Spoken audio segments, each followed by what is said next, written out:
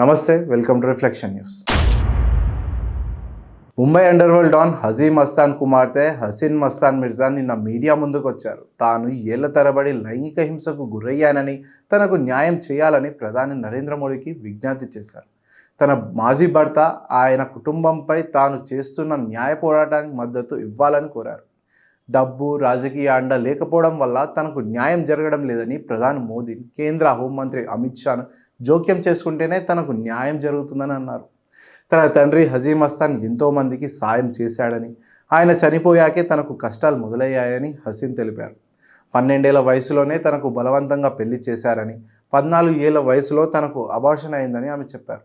తన తండ్రి చనిపోయాకే ఆయన ఆస్తుల కోసం తనను వేధింపులకు గురి చేసేవారని మాజీ భర్త కుటుంబంపై ఆరోపణలు చేశారు. ఏళ్ల తరబడి లైంగిక హింసకు గురయ్యానని ఆవేదన వ్యక్తం చేశారు. హజీ మస్తాన్ ఆస్తులన్నీ తమకే దక్కుతాయని తన మాజీ భర్త కుటుంబం ఆశించిందని చెప్పారు. అందుకోసమే తనపై అత్యాచారం చేశానని తన మాజీ భర్త చెప్పాడన్నారు. ఆస్తులు దక్కపోవడంతో విడాకులు ఇచ్చి తనను నడి రోడ్డుపై పడేశారని, తన వద్ద డబ్బు ఏమి లేదని హసీన్ వాపోయారు. మాజీ భర్త, ఆయన కుటుంబంపై 2013 నుంచి న్యాయ పోరాటం చేస్తున్నారని హసీన్ చెప్పారు. అయితే డబ్బు లేకపోవడంతో తన కేసు ముందుకు సాగడం లేదన్నారు. పోలీసులు కూడా తనకు ఎలాంటి సాయం చేయలేదని విమర్శించారు.